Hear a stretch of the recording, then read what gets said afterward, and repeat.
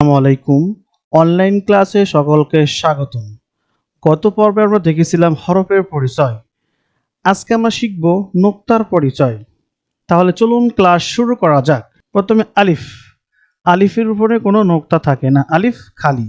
বার নিচে এক নোক্তা, তার উপরে দুই নোক্তা, তার উপরে তিনটা নোক্তা।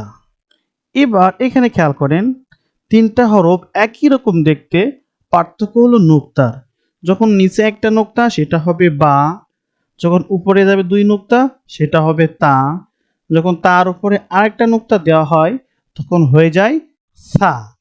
আমরা এভাবে সহজে মনে রাখার চেষ্টা করব। এটা জিম, জিমির নিচে, এখানে অনেকে বলে জিমির পেটে এক নোক্তা, বলতে পারেন সমস্যা নেই, কিন্তু এরপর থেকে সবসময় নিচে আসবে। এই জন্য আমরা জিমির নিচে এক নোক্তা, এটা মনে রাখার চেষ্টা করব। হা খালি, খর উপরে এক নোক্তা। এখানে খেয়াল করেন, জিম, হা আর খ একই রকম দেখতে হয়, পার্থক্য হলো নোক্তার। যখন নোক্তা থাকবে না সেটা হচ্ছে হা, যখন নিচে একটা নোক্তা দিবেন হয়ে যাবে জিম, যখন উপরে নোক্তা দিবেন তখন হয়ে যাবে খ। এই জন্য তিনটা হরফ দিয়ে আমরা মনে রাখতে পারি হা, খ আর জিম একই রকম হয়, নোক্তার পার্থক্য।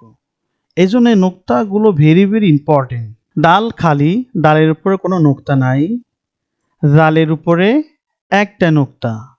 ডাল আর জাল একই রকম দেখতে হয়, পার্থক্য হলো নোক্তার। ডালের উপরে নোক্তা অ্যাড করলে তখন জাল হয়ে যায়, সেম ভাবে জালের উপরে নোক্তা রিমুভ করলে হয়ে যাবে দাল। র খালি, রর উপরে কোনো নোক্তা নাই, ঝার উপরে এক নোক্তা। র আর ঝা একই রকম দেখতে হয়, তো নোক্তা থাকলে সেটা হবে ঝা, আর নোক্তা না থাকলে সেটা হবে র। সিন খালি, সিনের উপরে কোনো নোক্তা নাই, শিনের উপরে তিন নোক্তা। এখানে মনে রাখতে হবে সিন আর শিন, নোক্তা না থাকলে সিন, আর যখন সিনের মতন দেখতে তার উপরে তিনটা নোক্তা থাকবে সেটা হবে শিন। উপরে আমরা একটা হরফ পড়েছি সা, সার উপরেও তিন নোক্তা, বাট সা তিনটা দাঁত থাকে না। যখন দেখবেন এরকম তিনটা দাঁতের উপরে তিনটা নোক্তা সেটা হবে শিন, আর যেখানে দেখবেন একটা দাঁতের উপরে তিনটা নোক্তা সেটা হবে সা। সদ খালি, সদের উপরে কোনো নোক্তা নাই, দদের উপরে একটা নোক্তা। সদ আর দদ একই রকম দেখতে হয়, পার্থক্য হলো নোক্তা। নোক্তা না থাকলে সদ, আবার সদের উপরে নোক্তা দিলে কি হয়ে যাবে? দদ হয়ে যাবে। আশা করি আপনারা বুঝতে পারতেছেন। ত খালি, জর উপরে এক নোক্তা। ত আর জ সেম দেখতে একই রকম, একটু ডিফারেন্স, সেটা হলো নোক্তা। নোক্তা থাকলে জ, আর নোক্তা না থাকিলে ত। আইন খালি, গয়নের উপরে এক নোক্তা। আইন আর গয়ন একই রকম দেখতে, পার্থক্য কি? নোক্তার। নোক্তা না থাকলে আইন বলতে হবে, যখন আইনের উপরে একটা নোক্তা দিয়ে দেবে তখন হয়ে যাবে গইন। ফার উপরে এক নোক্তা, অফের উপরে দুই নোক্তা। এখানে খেয়াল করেন, ফা আর অফ একই রকম দেখতে, পার্থক্য হলো নোক্তা। যখন একটা নোক্তা থাকবে সেটা হবে ফা, আর যখন দেখবেন দুটো নোক্তা সেটা হবে অফ। কাপ খালি, লাম খালি।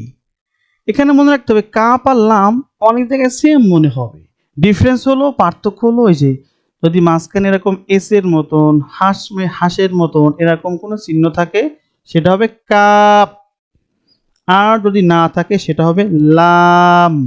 মিম খালি, নুনের উপরে এক নোক্তা।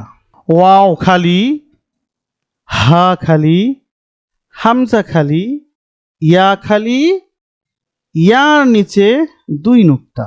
তো এখানে খেয়াল করেন, এটা দেখতে অনেকটা ফার মতন অথবা অফের মতন এই স্পেসটা থাকে।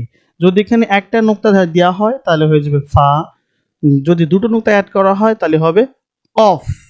নোক্তা নাই এজন্য এটা হচ্ছে ওয়াও, এটা হচ্ছে হামজা। আইনের মতন কিছুটা মনে হয় কিন্তু হামজা অনেক ছোট হয়, যেখানে দেখবেন অনেক ছোট সেটা হবে হামজা, আর যেখানে একটু লম্বা থাকবে একটু বড় হবে সেটা হবে আইন। আপনারা এভাবে আলিফ থেকে ইয়া পর্যন্ত নোক্তাগুলো টানা না দেখে মুখস্থ করবেন। তাহলে আপনারা খুব সহজে হরফগুলো চিনতে পারবেন। নোক্তা ভেরি ভেরি ইম্পর্টেন্ট।